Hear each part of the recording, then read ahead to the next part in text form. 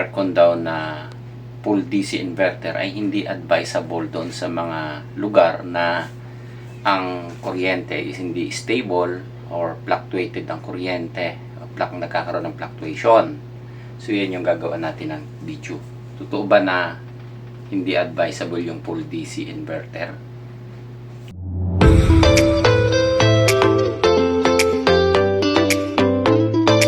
Good day mga ka-Aircon Tech. So medyo na-busy tayo nitong mga nakaraang araw, nakaraang buwan.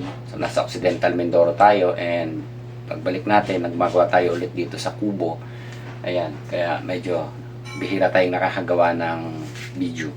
Ayan, so yung itatakel natin ngayon is based dun sa, may napanood lang ako na isang video na sabi hindi daw advisable ang full DC inverter dun sa mga lugar na fluctuated ang kuryente or hindi stable ang kuryente. Maaaring bumababa, tumataas, bumababa. So, ang ina-advise nila doon is yung regular inverter. So, hindi na kasi, bihira na kasi yung mga non-inverter unit. Ayan. So, ito yung gagawa natin ng video.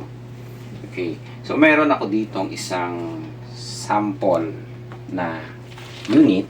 Ito is DC inverter siya, full DC, kaya lang indoor na lang itong nandito sa akin.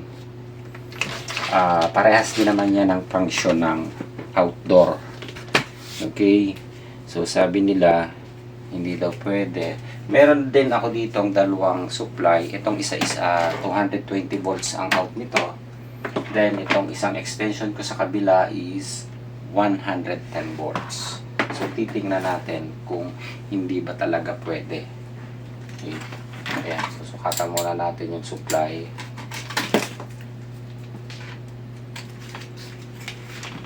Isa-isahin lang natin. So, ito ay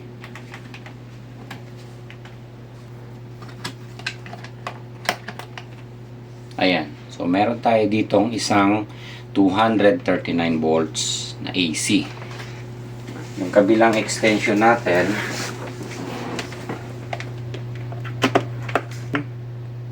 (120 volts na AC. Okay. So bakit nga ba natin nasabi, o bakit nila nasabi na hindi daw advisable sa fluctuated na kuryente? So ito yung isa sample natin. Itong unit ba na ito, unang isasample natin dito sa 220 volts.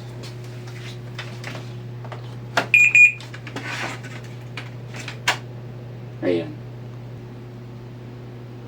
So yung gamit kasi nito, yung design ng pan at saka yung outdoor, parehas lang. Ayan, umaandar siya. Nasa 220 volts tayo. Okay. So i-off natin. Kung for example is fluctuated ang kuryente or bumaba ang supply ng kuryente natin ng 124. So yung nakuha natin dito sa kabilang extension natin is 124 volts na lang. Sa tingin nyo ba andar pa yung aircon natin? Ayan. Try natin. Buhay yung aircon natin.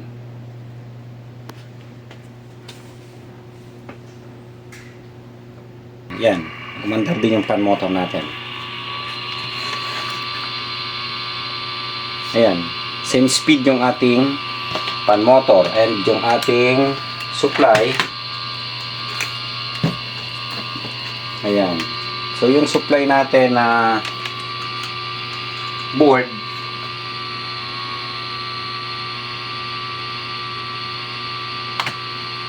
ayan. Ayan. Pag inilipat natin siya dito sa 220 volts, stable pa rin. 15 volts. Andyan pa rin. Okay? So, ibig sabihin nito, yung full DC inverter natin na ginagamit is auto voltage. Kahit magbumaba siya ng 150 volts, 120 volts, ang inverter unit natin na full DC, kaya niya pang paandarin. Okay? Ayan. Yun yung pinakamaiksing paliwanag natin. And may isa sample din ako na regular inverter sa inyo. So itong isa-isa full DC inverter to, yung pan nito is DC, yung tinesting ko. Then itong isa, ayan. So ito is regular inverter. Bubuhayin natin ito.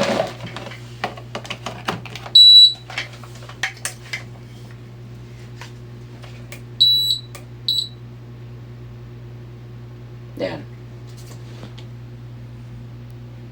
Antayin lang natin umandar yung fan motor. So ayan umaandar siya. So yung ginamit natin na supply is ito yung normal supply natin, 220, 230 volts. Ito yan. Tingnan nyo yung pagkakaiba niya. Yan Hindi niya may andar ng diretso. Then, namamatay ang unit.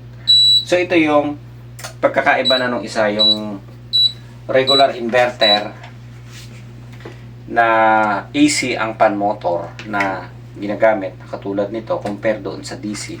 So kapag ka nagkaroon ng fluctuation ng kuryente or bumaba ang kuryente, hindi niya na halos mapaandar ang unit dahil ang pan motor niya is AC pan motor compare doon sa isa na full DC inverter na ang pan motor niya is DC pan motor. So kahit ikabit natin doon sa mababang supply or fluctuation na supply, na example natin is nagkaroon ng fluctuation na supply or bumaba, umaandar pa rin siya. Compare dito, hindi na siya umaandar kapag ka inilagay natin doon sa mababang supply. Hindi niya na kayang paandarin yung pan and hindi na halos mabuhay ang unit. Ngayon, meron tayo ditong ito, sasample tayo ng power supply. Ayan. So ang power supply nito, nakakatalo ang full DC at saka yung regular inverter. Ang regular inverter gumagamit ng AC pan motor. So wala lang akong sample ng AC pan motor. Ang full DC gumagamit ng DC pan motor. Ayan. So example natin ito, yung power supply. Actually, power supply ng aircon ito. Pagka sinukatan natin ang supply yan, yung pinaka-output niya, hiniwalay ko na siya para mas madali natin makita. Ayan.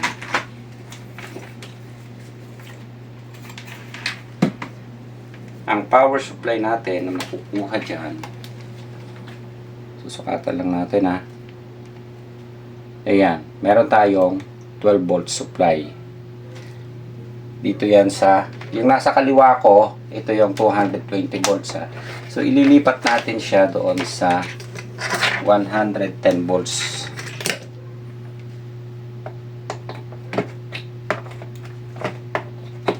Yan.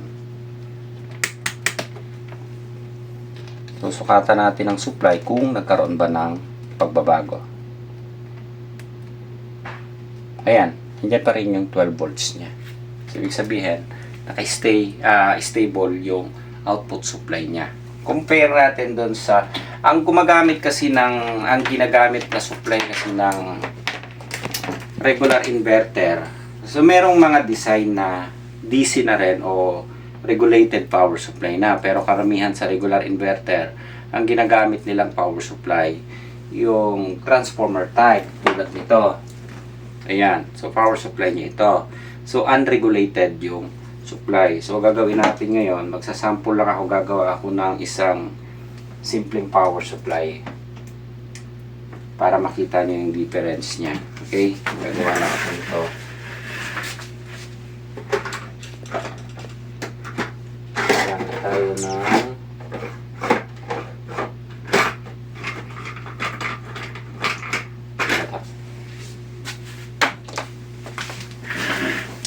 gagamit ako ng isang capacitor and bridge type diode na para mas madali.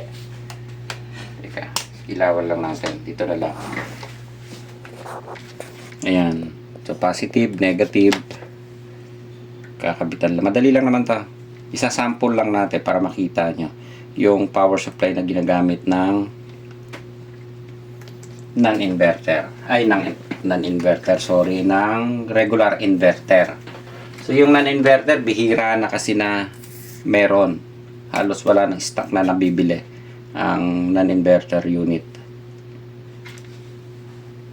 Ayan. So, kukunin lang natin yung positive negative nito.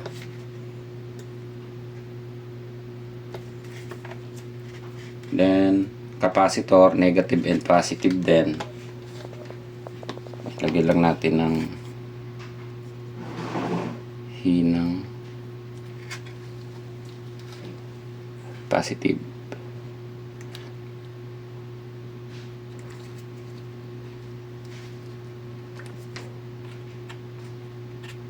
Negative. Ayan. So, ganito lang yan. Design ng power supply nung karamihan na ginagamit ng regular inverter o dun sa mga non-inverter unit. Pero iba electronic type naman ang ginagamit eh.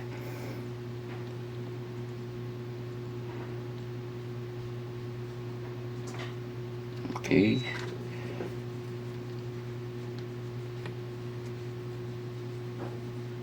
Ayan. Pag tinignan nyo kasi yan doon sa board, ganyan lang yung nakalagay doon. Ginamitan ko lang ng malaking capacitor at saka diode.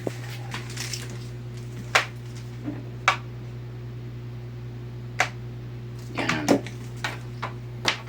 So, sa 220 volts muna tayo. Ito. So, magiging DC converter na yan.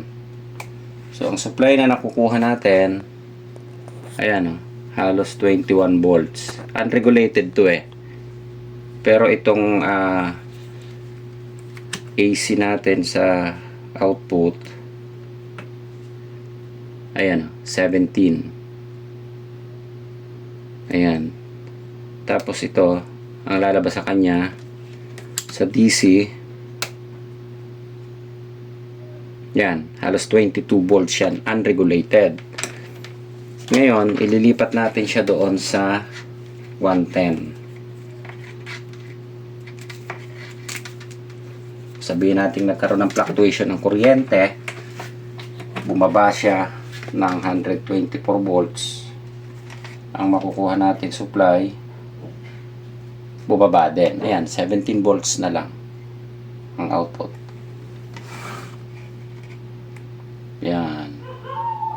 Okay. So, unlike doon sa DC, sa regulated power supply, katulad nitong ginamit ko, kahit bumaba o tumaas yung supply niya, yung voltahe natin is stable.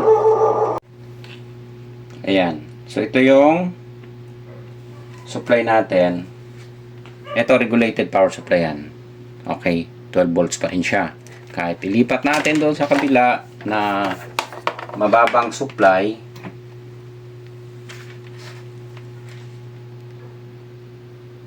volts pa rin siya. Compare doon sa ginagamit nung tawag dito, regular inverter, ang supply niya unregulated. So, ang regulator lang nila, i-drawing natin para mas makita.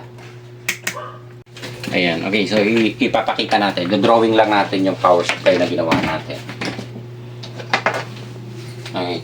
So, yung unregulated na supply natin is, sabihin natin 220 volts yung ating transformer. Transformer type yung ginamit natin. Then, ito yung 12 volts. Tapos, gumamit lang tayo ng diode, negative, positive, then capacitor. Ayan. So, kapag ka-regulated ang supply na ginagamit, so katulad nito, kapag ka yung unit natin is, ang pagkakadesign niya is yung mga regular inverter na sabihin natin medyo mura ang presyo, ang ginagamit nilang power supply, mga ganyan. So, hindi ko nababanggitin yung brand kung ano yung mga gumagamit. Then, yung supply nila is gumagamit lang sila ng isang regulator na 7805 para sa system. Ground and output 5 volts. So, ganyan lang yung ginagawa nila. Unlike dun sa regulated power supply na gumagamit ng transformer chopper na katulad nito. So, kahit bumaba ang supply or tumaas ang supply, aandar pa rin siya. Okay? So, ayusin lang natin yung drawing. Katulad nito, kung ang supply natin is ito yung pumasok sa atin na sabihin natin ito yung 12 volts positive, ito yung negative. Kapag ang supply natin is bumaba, sabihin natin na 150 volts na lang, nagkaroon ng fluctuation, so yung 12 volts natin na ito bababa din. Kung tumaas naman tayo, ang problema natin kapag nagkaroon ng fluctuation at ang supply natin ay tumaas ng higit sa 220 o sabihin natin 260 volts, ito, tataas din ang output. Okay? So, kapag tumaas ang output ng supply natin, ano kaya ang possible ma-damage? Okay, kukuha lang ako ng isang sample na board. Meron isa ako dito. Ito. Ayan. So, ito yung isang sinample namin. Ito kasi naiwan. Ang power supply niyan, katulad niyan, hindi kasama power supply. Ang ginamit nilang power supply diyan, ganitong klaseng design. Ayan. Nagkaroon ng fluctuation ng kuryente. Ano kaya yung possible ma-damage? So, katulad nito. Ang swing motor, ang supply niyan, usually 11 volts. 12 volts, 11 volts, 8 volts o 9 volts. Gumagamit sila ng switching IC. Ito yan. So, ang issue nito ngayon, nasunog yung yung IC. So, magtataka kayo bakit nasunog itong IC ang nasunog. So, dahil sa power fluctuation na sinasabi natin is maaaring bumaba or tumaas ang supply. So, tumaas yung 12 volts natin. Yung 12 volts na yan, direct yan papunta dito sa mga regulator niya o yung mga switching IC niya. Pag tumaas yan, hindi kayang nung IC kasi ang maximum voltage niya is 12 volts lang. Kung naging 260 ang supply natin, ibig sabihin tataas din yung output supply natin na papasok dito. Kapag tumaas at hindi kayang i-load ng IC na nag-maximum siya sa 12 volts, ibig sabihin puputokin niya yung parts. Okay? Unlike dun sa regulated power supply, kahit tumaas siya ng 260 volts, ang output supply niya stable, hindi nagbabago. Okay? Ang pwede pa, ang isang problema pa natin, yung pan motor. Kung ang pan motor nyo is AC, dahil regular inverter, ito meron akong sample dito na ayan. Hindi na nabenta tong maling order na parts, no? Okay, so supplyan lang natin, ha. Kapag ang pan motor natin is AC, kapag bumaba ang supply natin, babagal ang ikot. So, outdoor to. Kapag tumaas ang supply, lalakas din or bibilis ang ikot. Ayan. So, sample natin ulit. Ito pa testing ko ng pan motor to. Yan. So ito, normal ang ikot niya kasi yung supply niya 220, 230 to 240 kaya niya i-load. Ngayon, sabihin natin nagkaroon ng fluctuation ng kuryente. Mas mahina ang ikot. Okay? Kasi nagkaroon ng fluctuation, bumaba ang kuryente. Kapag mababa ang supply ng kuryente, anong mangyayari sa pan? Bumagal ang ikot. Kapag bumagal ang ikot, anong mangyayari sa condenser? So, kulang. Hindi niya mailalabas ng maayos yung init ng condenser. So, meron na naman tayong problema. Unlike doon sa DC volts o DC, full DC, katulad nitong sinample natin, umaandar siya kahit nasa 124 volts lang umaandar. Ayan. Tatabi ko lang muna ko. So, yung sinasabi nila na mas advisable ang regular inverter na gumamit ng AC fan doon sa fluctuation ng kuryente. So, based sa pagkaka-analyze namin is Mali. Mas advisable ang pole DC inverter doon sa mga lugar na fluctuated ang kuryente. Kasi kadalasan ang fluctuation ng kuryente is mas mababa ang kuryente. Ang pole DC, kahit mag-load siya ng 260 volts, kaya pang iandar o kayang paandarin kasi meron silang maximum at minimum. Ang output voltage hindi nagbabago. So ibig sabihin, kapag ka full DC ang unit natin o ang aircon natin, mas napoprotektahan niya yung spare parts niya. So ang sabi nila sirain daw eh. Ang full DC kasi sabi nga natin is regulated ang power supply. DC ang fan, DC ang compressor, and yung power supply niya is auto voltage. So ayan. So ibig sabihin, protektado yung mga spare parts tulad nung nasunog dito is eto, yung mga nasunog na spare parts dito. So mapoprotektahan niya kung ang power supply niya is regulated. Ayan. So do sa unit na sabi natin is full DC at saka yung regular inverter. So mas ina-advise namin yung full DC inverter dun sa mga lugar na hindi stable ang supply ng kuryente. Dahil ang full DC is yun nga yung regulated ang power supply, DC ang fan motor, indoor and outdoor. So kahit bumaba ang supply or tumaas, wag lang susobra sa maximum na 260 volts, ibig sabihin kaya niya pang paandarin ang unit. So kahit 120 volts, 130, 140 volts ang unit natin, umaandar pa. Kaya niya pang buhayan.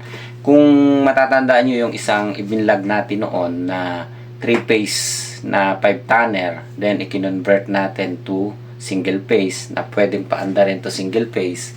So yun is DC inverter. Ayan. So kahit ibinaba natin sa 220 volts lang yung supply niya, yung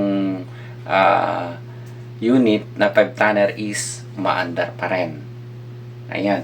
So yung sabi nila is sirain yung unit na full DC.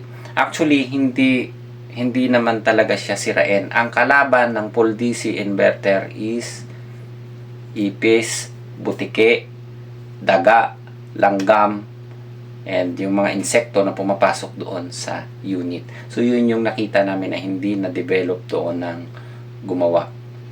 Ayan.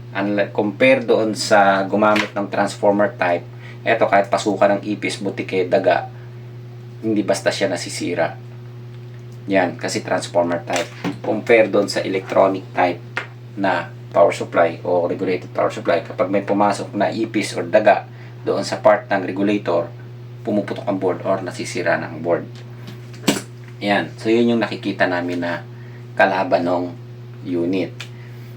Ayan, so sa regular inverter naman, ang kalaban naman natin doon sa regular inverter is kapag ka nag-over voltage naman siya, yun yung sisirain niya talaga yung mga spare parts nito. Kasi magsusobra sa maximum dahil kung unregulated ang power supply, kung example nga natin kanina is 12 volts, kapag tumaas ang input, tataas ang output.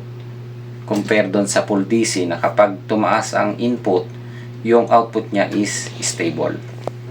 Yun. So yun yung isang pagkakaiba katulad nito ng power supply. So sa indoor tayo ha, yung pinakita natin is indoor unit.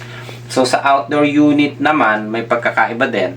Pero usually is regulated naman ang power supply ng outdoor. So halos lahat ng outdoor unit is regulated ang power supply. So yun yung kagandahan naman nun. Ang iba lang, pagkakaiba lang nung outdoor is yung ginagamit nilang fan motor is yung katulad nito na AC. So ang problema lang doon kapag ka nag low voltage naman siya, yung fan motor natin, syempre parang electric fan yan, babagal ang ikot. So maaaring mag-overheat ang condenser natin. Kung doon sa full DC naman, kahit bumaba yung fan motor natin na DC, ang speed niya hindi nagbabago. Ayun. Ayan. And yung isang nakita namin kung bakit nasasabi natin na o nasasabi ng ibang supplier na sirain ang full DC inverter, na dahil yun is syempre kung ikaw ba naman magbebenta ka ng unit na halagang 17,500 na lang ang unit na i-out mo sa market, compare doon sa mga full DC na medyo kilalang brand na halos mahigit kalahati ang difference ng parts. So, syempre, ang parts noon mahihina din. Syempre, pagbaba ng price, pagbaba ng quality ng unit. So, yun lang naman yun eh. Hindi naman nila pwedeng gandahan ng quality na mura ang presyo. So, yun yung labanan doon. Ayan, kaya pag bumili ka ng mura na aircon, minsan, yun nga yung sabi natin, mapapamura ka kasi pagdating naman doon sa spare parts, mahal ang spare parts. Then, ano pa ba yan? Yung quality or yung itinatagal ng unit. So, syempre, pag mura ang presyo ng unit, asahan mo na medyo mababa ang quality ng unit. Okay? So, yun lang naman, pinakita lang natin na kung tatanungin nyo nga kami kung alin ang mas advisable natin pagdating doon sa mga lugar na may fluctuation ng kuryente, mas advisable namin ang full DC inverter. Yun. Ang kalaban nyo nga lang sa full DC is lalo na pag mga parte ng probinsya, yung ibon, tulad ng chinek namin doon sa Mamburao, ibon na pinababahayan yung loob, ipis, butike, yun yung kadalasan na nakikita namin na problema. Pero yung problem about doon sa fluctuation ng kuryente, wag lang siya talagang susobra doon sa 260 na maximum. So, doon lang nasisira. Pero yung ibang problem doon sa fluctuation ng kuryente ng full DC, wala namang issue na problema kaming nakikita. Ayan. So, okay na tayo. Hanggang doon na lang yung video natin. And, okay na. Ayos.